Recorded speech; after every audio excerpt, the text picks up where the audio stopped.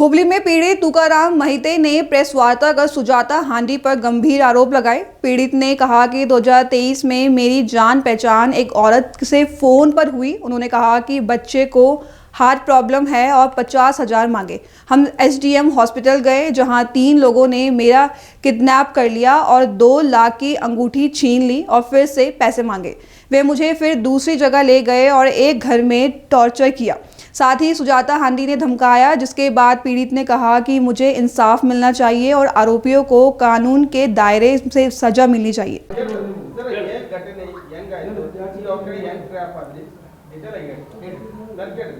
ಇವತ್ತು ಎಲ್ಲ ಮಾಧ್ಯಮ ಮಿತ್ರರಲ್ಲಿ ಕೈ ಮುಗಿದು ಕೇಳ್ಕೋದು ಒಂದು ವಿನಂತಿ. ನನಗೆ ಬೆಳಗ್ಗೆ ಮಾಧ್ಯಮದಲ್ಲಿ ಬಂದಂಥ ಒಂದು ವಿಡಿಯೋದ ಬಗ್ಗೆ ತಮಗೆ ನನ್ನ ವಿಷಯಗಳನ್ನ ಹೇಳೋಕ್ಕೆ ಇಚ್ಛೆ ಪಡ್ತೇನೆ. 2023ರಲ್ಲಿ ಒಬ್ಬರ ಮಹಿಳೆ ಪರಿಚಯ ಆದರು ಫೋನಿನ ಮುಖಾಂತರ. ಅವರು ಇಲ್ಲ ನನಗೆ ಒಂದು ವಾರದಲ್ಲಿ ಒಂದು 50,000 ರೂಪಾಯಿ ಹಣ ಕೊಡಿ, ನನಗೆ ನನ್ನ ಮಗುವಿನ ಹಾರ್ಟ್ ಆಪರೇಷನ್ ಇದೆ, ನನಗೆ ಹೆಲ್ಪ್ ಮಾಡಿ ಸರ್, ನಿಮಗೆ ನಾನು ವಾಪಸ್ ಕೊಡ್ತೇನೆ ಅಂತೇಳಿ ಅಂಗಲ್ ಹಾಚಿದಾಗ ನಾನು ದುಡ್ಡನ್ನು ವ್ಯವಸ್ಥೆ ಮಾಡಿ SDM ಕಡೆ ಬನ್ನಿ ಅಂತ, ಎಲ್ಲಿ ಬರ್ಬೇಕಂತ ಕೇಳಿದಾಗ SDM ಹಾಸ್ಪಿಟ್ಲ್ ಕಡೆ ಬನ್ನಿ ಅಂತ ಹೇಳಿದರು. ಆ ಮುಖಾಂತರ ನಾನು SDM ಹಾಸ್ಪಿಟ್ಲಿಗೆ ಹೋದೆ. ನಾನು ಮತ್ತು ನಮ್ಮ ಕಾರು ಚಾಲಕ ಇಬ್ಬರು ಇದ್ದೀವಿ. ಹೋದ ತಕ್ಷಣ ಇಲ್ಲ SDM ಕಡೆ ಬರ, ಆಚೆ ಕಡೆ ಬಾಜು ಪೆಟ್ರೋಲ್ ಪಂಪ್ ಇದೆ, ಅಲ್ಲಿ ಬನ್ನಿ ಅಂತಂದರು. ಅಲ್ಲಿ ಹೋದ ಟೈಮ್ದಲ್ಲಿ ನಮ್ಮ ಡ್ರೈವರ್ನ ತಳ್ಳಿ ಹೋಗೋದು. ಆಮೇಲೆ 2 ರಿಕ್ಷಾ ಮತ್ತು 2 ಸ್ಕೂಟಿಗಳು ಬಂದವು. 2 ರಿಕ್ಷಾ 2 ಸ್ಕೂಟಿಗಳು ಬಂದು ನನ್ನ ಏಕದಮ್ ಅಟ್ಯಾಕ್ ಮಾಡಿದರು. ಅಟ್ಯಾಕ್ ಮಾಡಿ ನನ್ನ ಕಾರ್ನಲ್ಲೇ ನನ್ನನ್ನು ಹಾಕ್ಕೊಂಡು ತೊಗೊಂಡು ಕಿಡ್ನಾಪ್ ಮಾಡ್ಕೊಂಡು ಒಯ್ದು ಉಣ್ಕಲ್ ಕೆರೆ ಕಡೆ ಒಂದು ರೋಡ್ ಐತಿ. ಆ ರೋಡಿಗೆ ಹೋಗಿ ಅಲ್ಲಿ ನಿರ್ಜನ ಪ್ರದೇಶ ಒಂದು ಹೊಲ ಐತಿ. ಹೊಲದಲ್ಲಿ ನಾನು ತೊಗೊಂಡು ಹೋಗಿ ನನ್ನ ಕರೆ ಇದೆ ಅಂತ 2 ಲಕ್ಷ ರೂಪಾಯಿ ದುಡ್ಡು ಮತ್ತು ಬಂಗಾರ ಚೈನಾ ಮತ್ತು 2 ಉಂಗುರಗಳನ್ನು ಕಸ್ಕೊಂಡು, ನೀವು ದುಡ್ಡು ಇನ್ನೂ ಕೊಡಬೇಕು ಅಂತ, ಇಲ್ಲ ನನ್ನ ಕಡೆ ದುಡ್ಡು ಇಲ್ಲ ಅಂದಾಗ ನನ್ನ ಹೊಡೆದು, ಆಮೇಲೆ ನನ್ನ ಕಣ್ಣಿಗೆ ಬಟ್ಟೆಯನ್ನು ಕಟ್ಟಿ ನನ್ನ ಕಾರಿನಲ್ಲೇ ಹಾಕ್ಕೊಂಡು ನಾನು ಹೋಗಿ ಅದು ನನಗೆ ಆ ಊರು ಯಾವ್ರು ಅನ್ನೋದು ನಾನು ಹಾಸ್ಪಿಟ್ಲಿಂದ ಡಿಸ್ಚಾರ್ಜ್ ಆದ್ಮೇಲೆ ಗೊತ್ತಾಯಿತು. ಅದು ಅಮ್ಮನಕೊಪ್ಪ ಅಂತ, ಅದು ಹಳ್ಳಿ ಹತ್ರ ಬರುತ್ತೆ ಒಂದು ಹಳ್ಳಿ. ಆ ಹಳ್ಳಿ ಒಂದು ಗುಡ್ಡದಾಗ ಐತಿ. ಆ ಗುಡ್ಡದಾಗ ಒಂದು ಹೊಲದಲ್ಲಿ ಇರ್ತಕ್ಕಂಥ ಒಂದು ಮನೆಯಾಗ ನಾನು ಕೂಡಿ ಹಾಕಿ ಕೈಯ ಕಾಲ ಕಟ್ಟಿ ಹಾಕಿ ನನಗೆ ಚಿತ್ರಹಿಂಸೆ ಕೊಡ್ತಾರೆ. ಚಿತ್ರಹಿಂಸೆ ಕೊಡುವಾಗ ಎಲ್ಲರಿಗೂ ಬೇಡ್ಕೊತೀನಿ, ನನ್ನ ಕಾಲು ಬೋದನೆ ಕೈ ಮೀದಿ ನನ್ನ ಬಿಡ್ರಿ ಅಂತೇಳಿ, ನಿಮಗೆ ದುಡ್ಡು ಬೇಕಾದ್ರೆ ನಾನು ಬಿಡ್ರಿ, ನಾನು ತಂದು ಕೊಡ್ತೀನಿ ನಿಮಗೆ ಅಂತಂದಾಗ ನನಗೆ ಯಾರೂ ಕಿವಿ ಮಾತು ಕೊಡದೆ ನಾನು ಬಡಿದು ಮಾಡ್ತಾರೆ. ದಿವಸ ರಾತ್ರಿ ಬರೋದು, ಸರಾಯಿ ಕುಡ್ಕಾಸಿ ಹೊಡಿದು ತಳಿಸೋದು ಮಾಡಿದರು. ಅವಾಗ ಕಾಲು ಬತ್ತರ ಅಂದರೂ ಕೇಳಲ್ಲ. ಆಮ್ಯಾಗ ಈ ವಿಷಯ ನಾವು ಹೊರಗೆ ಇಲ್ಲಿಂದ ಹೋದ್ನಂದ್ರೆ ನಿಮ್ಮ ಪರಿಸ್ಥಿತಿ ಗಂಭೀರ ಆಗ್ತೈತೆ. ನಾನೊಬ್ಬ ಸಾಮಾಜಿಕ ಹೋರಾಟಗಾರ ಅದೀನಿ ನೋಡಂದಾಗ ಅವರು ಸುಜಾತ ಅಂತ ಹೆಣ್ಮಕ್ಳಿದ್ರು. ಅವ್ರು ಹೇಳಿದ್ರೆ ನನಗೆ ಬೆದರಿಕೆ ಕೊಟ್ಟರು. ಮತ್ತು ನಾನು ಒದ್ದು ನಾನು BJP ಕಾರ್ಯಕರ್ತ ಇದ್ದೀನಿ, ನನ್ನ ನಿಮ್ಮಲ್ಲಿ ಅವ್ರು ವೈಷ್ಣಂಗಿನ ಅದಾರ, ಇವ್ರು ಅದಾರ, ನಿನ್ನ ಒಟ್ಟು ಜೀವಂತನ ಬಿಡೋಲ್ಲ, ಈ ವಿಷಯ ನೀವು ಪಬ್ಲಿಕ್ ಮಾಡಿದ್ರೆ ಅಂತಂದು ಧಮಕಿ ಕೊಟ್ಟರು. ಆದರೂ ಬಿಡಲಿಲ್ಲ. ಅದರಂತೆ 2 ದಿನಗಳ ಕಾಲ ಮತ್ತು ಮಾರನೇ ದಿವಸ ನನ್ನ ಹಳ್ಯಾಳದಿಂದ ಮತ್ತೆ ಎಸ್ಕೇಪ್ ಮಾಡಿದ್ರು. ಅಲ್ಲಿಂದ ತೊಗೊಂಡು ಹೋಗಿ ಯಲ್ಲಾಪುರ ಹತ್ರ ಒಂದು ಘಾಟ್ನಲ್ಲಿ ಇಟ್ಟರು. ಮತ್ತು ಯಲ್ಲಾಪುರದಿಂದ ಮತ್ತು ಮಾರನೇ ದಿವಸ ದಾಂಡೇಲಿ ಹೋದರು.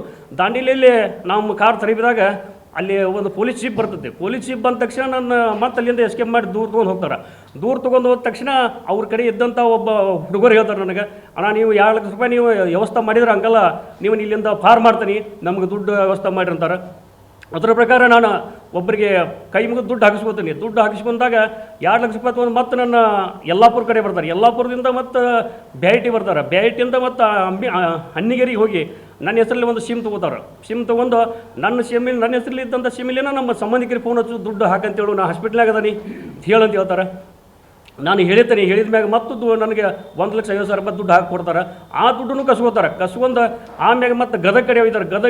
ಗದಗ ಪೋಲ್ ಹತ್ರ ಅಲ್ಲಿ ಏನು ನಮಗೆ 2 ಲಕ್ಷ ರೂಪಾಯಿ ಕೊಡು, ನಿಮ್ಮನ್ನು ಬಿಡ್ತಾನೆ ಅಂತ ಹೇಳಿದಿಲ್ಲ. ಆ ಮನುಷ್ಯ ಏನು ಮಾಡ್ತಾನೆ, ಅವ್ರು ಎಲ್ಲರೂ ಒಂದು ಕಡೆ ನಿಂತಾಗ ನನ್ನ ಕಾರ್ನಲ್ಲಿ ಹತ್ತಿ ಬಂದು ನನ್ನ ಅಲ್ಲಿಂದ ಎಸ್ಕೇಪ್ ಮಾಡಿ ಬ್ಯಾಟಿ ಮಠ ಬಿಟ್ಟು ಹೋಗ್ತಾನೆ. ಈ ಥರ ಚಿತ್ರಹಿಂಸೆ ಕೊಟ್ಟಂಥ ಮಹಿಳೆಯರ ಬಗ್ಗೆ BJP ಅವರು ಹೋರಾಟ ಮಾಡಕತ್ತಾರೆ. ಅವ್ರಿಗೆ ದಯಮಾಡಿ ಕೇಳ್ಬೋದು ಇಷ್ಟೇ, ಒಳ್ಳೆಯ ಹೆಣ್ಮಕ್ಳು ಇದಾರೆ, ಒಳ್ಳೆಯ ತಾಯಂದಿರಿದಾರೆ, ಅವ್ರಿಗೆ ಸಪೋರ್ಟ್ ಮಾಡಿರಿ. ಇಂಥ ಹೆಣ್ಮಕ್ಳಿಗೆ ಸಪೋರ್ಟ್ ಮಾಡೋಕೆ ಹೋಗ್ಬೇಡ್ರಿ. ಇವತ್ತು BJP ಪಕ್ಷದಲ್ಲಿ ಇರ್ಬೋದು, ಈಗ ಯಾವುದೋ ಪಕ್ಷದಲ್ಲಿ ಎಲ್ಲರೂ ಗಂಡು ಮಕ್ಕಳು ಇರ್ತಾರೆ, ಹೆಣ್ಮಕ್ಳು ಇರ್ತಾರೆ. ನನಗಾದಂಥ ನೋವು ನಿಮಗೂ ಆಗಬಾರ್ದು. ದಯಮಾಡಿ ಇದನ್ನು ತಾವು ಅರ್ಥ ಮಾಡ್ಕೋಬೇಕು. ಈಗ ಹುಬ್ಳಿದವ್ರಿಗೆ ಕಮಿಷನರ್ ಸರ್ ಕೂಡ ಒಳ್ಳೆಯ ದಕ್ಷ ಅಧಿಕಾರಿಗಳು ಅದಾರ. ಅವರು ನನಗೆ ನ್ಯಾಯಕ್ಕೆ ಒದಗಿಸ್ಕೊಡ್ತಾರ ಅಂತೇಳಿ ನನಗೆ ವಿಶ್ವಾಸ ಐತಿ. ಮತ್ತು ಇದು ಫಸ್ಟ್ ನಾನು ಇವತ್ತು ನಿಮ್ಮ ಮೀಡಿಯಾದರ ಹತ್ರ ಬರಾಕ ಒಬ್ಬರು ಅವ್ರ ಹೆಸರು ಹೇಳಬೇಕಾಗಿತ್ತು ದಯಮಾಡಿ. ಅವ್ರು ಯಾರಾದ್ರೂ ಅವ್ರು ಎಲ್ಲಿದ್ದಾರೆ ಅನ್ನೋದು ನಾನು ಇನ್ನೂರು ಮುಖನೂ ನೋಡಿಲ್ಲ. ರಜತ್ ಉಳ್ಳಾಗಡ್ಡಿ ಅವರು ಮಾಧ್ಯಮದ ಮುಖಾಂತರ ಹೇಳ್ತಾರೆ, ನೀ ಎಲ್ಲದ್ರಿ, ನೀವು ಯಾರು ಬನ್ನಿ, ನೀವು ಮಾಧ್ಯಮದವ್ರಿಗೆ ಹೋಗಿ ನಿಮ್ಮ ಹೇಳಿಕೆ ಕೊಡ್ರಿ, ನಿಮ್ಮ ಜೊತೆ ನಾವಿದ್ದೀವಿ, ನಿಮ್ಮ ಜೊತೆ ಎಲ್ಲರೂ ಇರ್ತಾರೆ ಅಂತ ಧೈರ್ಯ ತುಂಬ್ಯಾರ. ಅವ್ರಿಗೆ ಕೂಡ ಮಾಧ್ಯಮ ಮುಖಾಂತರ ಅವ್ರಿಗೆ ನಾನು ಅಭಿನಂದನೆ ಸಲ್ಲಿಸೋಕೆ ಇಷ್ಟಪಡ್ತೀನಿ. ಯಾಕಂದ್ರೆ ಇಂಥ ಪರಿಸ್ಥಿತಿ ಒಳಗೆ ನಾನು ಸಾಯ್ಬೇಕಂತ ತೀರ್ಮಾನ ಮಾಡಿದಂಥ ಪರಿಸ್ಥಿತಿ ಒಳಗೆ ಒಬ್ಬೊಬ್ಬರು ನನಗೆ ಫೋನ್ ಹಚ್ಚಿ ಧೈರ್ಯ ತುಂಬಿದರು. ಮತ್ತು ನನ್ನ ಸ್ನೇಹಿತರಾದಂಥ ನಿತಿನ್ ಸರ್ ಇರ್ಬೋದು, ನನ್ನ ಸಂಘಟನೆ ಎಲ್ಲ ಕಾರ್ಯಕರ್ತರು ಕೂಡ ನೀವು ಹೆದರಬೇಡ್ರಿ, ನಿಮ್ಮ ಜೊತೆ ನಾವು ಅದೇವಿ, ನೀವು ಹೋಗ್ರಿ, ಮಾಧ್ಯಮದವರಿಗೆ ವಿಷಯ ತಿಳಿಸ್ರಿ ಮೊದಲು, ಆಮ್ಯಾಗ ನೋಡೋಣ ಏನಾಗತ್ತೋ, ಆಮ್ಯಾಗ ಕಾನೂನು ಇದೆ, ಕಾನೂನು ಚೌಕಟ್ಟಿನಲ್ಲಿ ನಾವು ಏನು ಮಾಡ್ಬೇಕು ಅನ್ನೋದು ನಾವು ಮಾಡೋಣ ಅಂತ ಹೇಳಿ ಧೈರ್ಯ ತುಂಬ್ಯಾರ. ಅವರೆಲ್ಲ ಧೈರ್ಯ ತುಂಬಿದ್ದಕ್ಕೆ ನಾನು ಇವತ್ತು ನಿಮ್ಮ ಮುಂದೆ ಬಂದ ನನಗೆ ಆದಂಥ ನೋವಿನ ಸಂಗತಿಯನ್ನು ನಿಮ್ಮ ಮುಂದೆ ಎಳೆ ಬಿಚ್ಚಿಡಾಕತ್ತೀನಿ. 2012ನೇ ತಾರೀಕು 11ನೇ ತಿಂಗಳ 2023 ಸರ್. ಒಟ್ಟು ಟೋಟಲ್ 6 ಲಕ್ಷ ಸರ್. ಹ್ಞೂ ಸರ್. ಒಟ್ಟು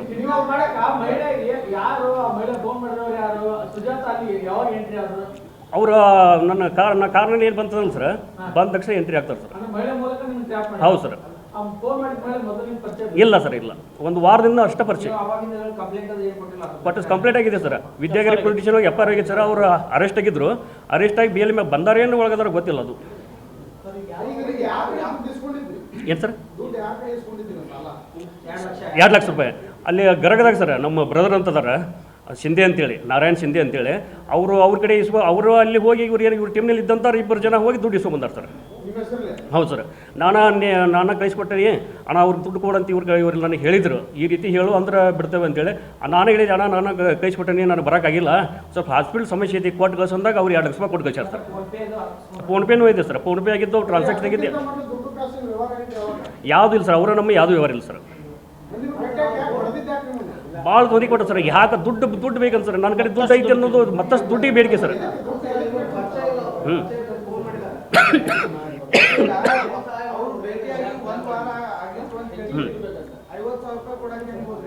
50,000 ರೂಪಾಯಿ ಕೊಡೋಕೆ ಮಾನವೀಯತೆ ದೃಷ್ಟಿಯಿಂದ ಒಂದು ಮಗುವಿನ ಪ್ರಾಣ ಉಳಿತೈತೆ ಅನ್ನೋ ಪರಿಸ್ಥಿತಿಗೆ ನನ್ನ ಹೊಲದಲ್ಲಿ ಬೆಳೆದಂಥ ನನ್ನ ತರಕಾರಿ ಮಾರಿ ದುಡ್ಡನ್ನು ಅವರಿಗೆ ಹೆಲ್ಪ್ ಮಾಡಬೇಕು, ಹಿಂದಿಲ್ಲ ಕೊಡ್ತಾರಲ್ಲ ಅನ್ನೋ ಉದ್ದೇಶ, ಒಂದು ಹೆಲ್ಪ್ ಮಾಡೋದು ಸ್ವಲ್ಪ ಉದ್ದೇಶಕ್ಕೆ ಹೋಗಿದ್ದೆ.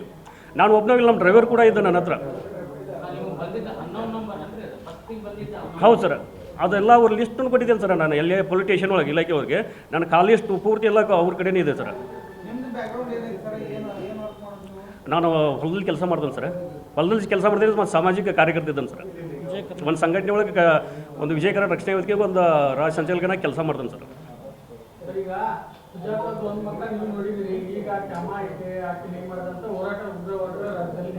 ಹಾಂ ಸರ್.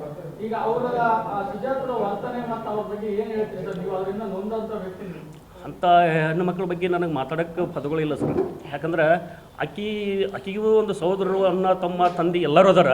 ಆ ರೀತಿ ನನಗೆ ತೊಂದರೆ ಕೊಟ್ಟಿದ್ದಾರೆ. ಅವ್ರನ್ನ ದೇವರ ಪಾಪ ಮುಂದೆ ತನಗಳಲ್ಲಿ ಈಗ ಅನುಭವಿಸ್ತಾ ಇದ್ದಾರೆ. ಇನ್ನೂ ಕೆಟ್ಟ ಪರಿಸ್ಥಿತಿ ಅನುಭವಿಸ್ಲಿ ಅಂತೇಳಿ ನಿಮ್ಮ ಬೇಡ್ಕೋತ ದೇವರಲ್ಲಿ. ಯಾಕಂದ್ರೆ ಈ ರೀತಿ ಯಾವುದೋ ಗಂಡಸರಿಗೆ ತೊಂದರೆ ಕೊಡಬಾರ್ದು. ಓಪನ್ ಆಗಿ ಹೇಳಿದ್ದಾರೆ ಸರ್. ಶಾಸಕರಂತಲ್ಲ, ಶಾಸಕರಂದು ಯಾರು ಗೊತ್ತಿಲ್ಲ. ಮಹೇಶ್ ಟೆಂಗಿನ, ನಾ BJP ಕಾರ್ಯಕರ್ತ ಇದ್ದೀನಿ, ಮಹೇಶ್ ಟೆಂಗಿನ ಯಾರು ಅದಾರ ಅಂತಿದ್ದು ಕರೆ. ಶಾಸಕರು ಅದಾರು ಬಿಟ್ಟಾರ ಗೊತ್ತಿಲ್ಲ ಅವರು. ನಮ್ದು ತಡ್ಕೋಡು ಸರ್, ಪ್ರಾಪರ್ ತಡ್ಕೋಡು, ಧಾರವಾಡ ಜಿಲ್ಲೆ, ಧಾರವಾಡ ತಾಲೂಕು. ಅಲ್ಲ ಸರ್, ಆಗಿನ ಟೈಮ್ದಾಗ ಇದ್ರಿಗೂ ಗೊತ್ತಿರಾಗಿಲ್ಲ ಸರ್ ನನಗೆ. ಅಲ್ಲ ಸರ್, ಆಗಿನ ಟೈಮ್ದಲ್ಲಿ ಅವ್ರು ಯಾರು ಅನ್ನೋದು ಗೊತ್ತಿರಾಗಿಲ್ಲ ನನಗೆ ಅವ್ರ ಹೆಸರು. ಇವಾಗ ಗೊತ್ತೈತೆ ಸರ್. ಸರ್ ಹೆಂಗೆ ಸರ್? ಹೆಂಗೆ ಸರ್?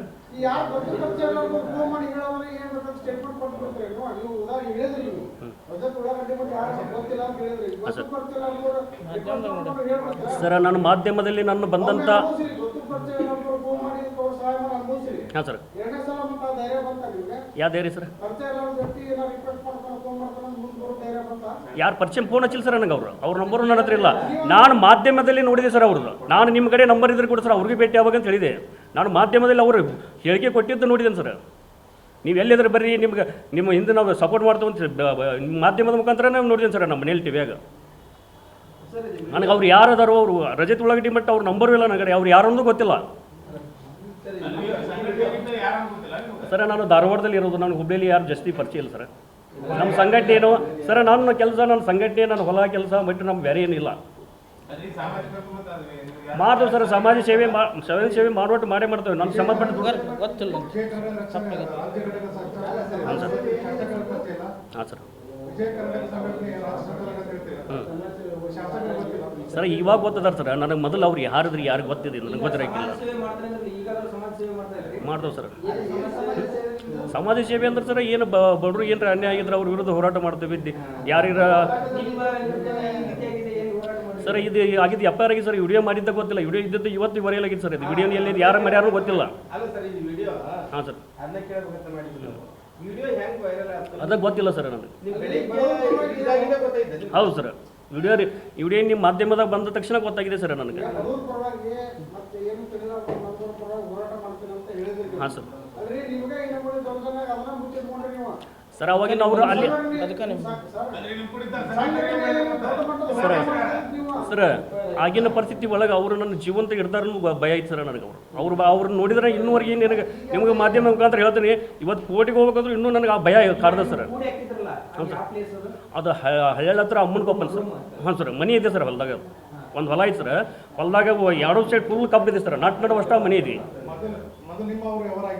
ಏನಿಲ್ಲ ಸರ್, ಅದಕ್ಕೆ ಗೊತ್ತಾಗ್ತಿಲ್ಲ ಸರ್. ಇಲ್ಲ ಸರ್, ಅವರ ನಮ್ಮ ಎಲ್ಲ ಕಾಲಿರ್ ತೆಗಿಸ್ ಅಂತ ಹೇಳಿ ಸರ್. ಹಳ್ಯಾಳದಾಗ ಅವತ್ತು ಏನು ಹೋದ್ರಲ್ಲ ಸರ್, ಅವತ್ತು ಹೋದ ದಿವಸ ಒಂದು ದಿವಸ ಇಟ್ಕೊಂಡಾರ ಸರ್. ಮತ್ತು ಮುಂಜಾನೆ ಸಾಯಂಕಾಲ ಮಟ್ಟ ಅಲ್ಲಿ ಇಟ್ಕೊಂಡಾರ ಸರ್. ಸಾಯಂಕಾಲ ಅಲ್ಲಿಂದ ಹಾಂ ಸರ್. ಹಾಂ, ಅವ್ರು ಹುಬ್ಳಿಯಾರ ಅದಾರ ಸರ್, ಮತ್ತು ಇನ್ನೊಬ್ರು ಎಲ್ಲಿಯಾರ ಹಳ್ಯಾಳದಾರ ಗೊತ್ತಿಲ್ಲ ಸರ್. ಹಾಂ ಸರ್, ಅದಾನ ಸರ್, ಅವನು ಅರೆಸ್ಟ್ ಆಗ್ಯಾನ ಸರ್. ಅದ್ರ ಏನು ಇಲ್ಲ ಸರ್, ಅವರ ನಮ್ಮ ದುಡ್ಡಿನ ವ್ಯವಹಾರ ಇಲ್ಲ, ಒಂದು 100 ರೂಪಾಯಿ ಇದಿಲ್ಲ. ಭಾಳ ಸರ್, ಭಾಳ ಚಿತ್ರಹಿಂಸೆ ಕೊಟ್ಟಾರ ಸರ್. ಅದು ಯಾಕೆ ಗೊತ್ತಿಲ್ಲ ಸರ್. ಬರೀ ದುಡ್ಡು ತರಿಸು ಸರ್, ಬರೀ ಅವ್ರು ಕೇಳೋದು ಒಂದ ದುಡ್ಡು ತರಿಸು ಬೇರೆ ಇಲ್ಲ ಸರ್. ಹಿಂಗೆ ಮಾಡಿದ್ರು ಅಂತೇಳಿ ಕಂಪ್ಲೇಂಟ್ ಕೊಡೋದು ಸರ್. ನಾನು ಈಗ ಕಿಡ್ನಾಪ್ ಮಾಡಿದ್ರಂತೆ ಕಂಪ್ಲೇಂಟ್ ಕಾಪಿ ನಾನು ತಂದಿಲ್ಲ ಸರ್. ಎಲ್ಲ ಹೇಳಿದ್ದೇನೆ ಸರ್, ನಾನು ಹಾಸ್ಪಿಟ್ಲಿಗೆ ಅಡ್ಮಿಟ್ ಇದ್ದಾಗ ಬಂದು ಕಳಿಸಿ ಕಂಪ್ಲೇಂಟ್ ತೊಗೊಂಡಿದ್ದಾರೆ ಸರ್. ಎಫ್ ಐ ಆರ್ ಆಗೈತೆ ಸರ್, ಮತ್ತು ಕೋರ್ಟ್ ಕೇಸ್ ನೋಡಿದ್ರು ಸರ್. ಅದು ದುಡ್ಡಿನ ಸಲುವಾಗಿ ಅಂತ ಕಾರಣ ಕೊಟ್ಟನು ಸರ್. ಹಿಂಗೆ ನಿಮ್ಮಂದ ಅಲ್ಲ ಸರ್, ಈಗ ನಿಮ್ಮ ಯಾರ್ದೋ ಮಾತು ಕೇಳ್ಕೊಂಡು ಬಂದು ಏನೋ ಕಟ್ಟಿ ಹೇಳಕ್ ಹೋಗ್ಬೇಡ್ರಿ. ಸರಳಾಗಿ ಏನನ್ನೋದು ಹೇಳ್ರಿ. ಇವತ್ತಿನ ಟೆಕ್ನಾಲಜಿ ಇನ್ನೂ ಗೊತ್ತೈತಿ ಹೆಂಗೈತೆ ಅಂತ ಹೇಳಿ. ಹೆಂಗ ಮುಚ್ಚಿಕೊಂಡಿದ್ದು ವಿಡಿಯೋ ಜೀವ್ಲಾಗದಾಗ ಹೆಂಗೆ ಹೋಗ್ಬೇಕಂತ ಹಂಗೆ ನಿಮ್ದು ಕಾಲ್ ಡೀಟೇಲ್ಸ್ ಕಳಿಸಿರಲ್ಲ. ನಿಮ್ನ ಯಾರು ಬರಲಿ ಸರ್. ಸರ್ ನಾನು ಎಲ್ಲ ಕೊಟ್ಟಿದ್ದೆ ಸರ್, ನಾನು ಕಾಲ್ ಇಟ್ಟಿದ್ದು ಅವ್ರ ಮೇಲೆ ಮಾತೇ ಬೇಗ ತೆಗೆದು ಹೇಳ್ರಿ. ಸುಮ್ಮನೆ ಮುಚ್ಚಿಟ್ಕೊಂಡು ಸರ್ ಯಾರೋ ಹೇಳಿ ಕಳಿಸಿದ್ದ ಕೈ ಸರ್ ಮಾಧ್ಯಮ ಇದ್ರೆ ದಯಮಾಡಿ ಕೈ ಮುಗಿದು ಕೇಳ್ಬೋದು. ಒಂದಿಷ್ಟ ನನ್ನ ಯಾರೂ ಕರೆಸಿಲ್ಲ. ನನ್ನ ನೋಗಿ ನಮ್ಮ ಸ್ನೇಹಿತರು ಕರ್ಕೊಂಡು ಬಂದಾರ, ನಾವು ಬಂದನಿ. ಬೇರೆ ದಯಮಾಡಿ ಯಾರು ನಾನು ಕರೆಸಿಲ್ಲ.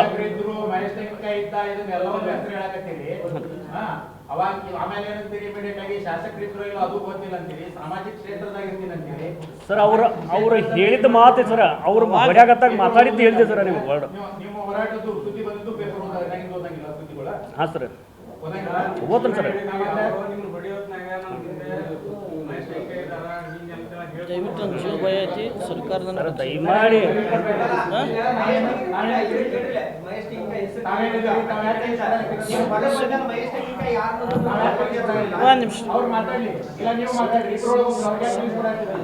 ಇಲ್ಲ ಸರ್. ಈಗ ಕೇಳ್ರಿ ಸರ, ಒಂದು ನಿಮಿಷ ಕೇಳ್ರಿ ಸರ್. ಈಗ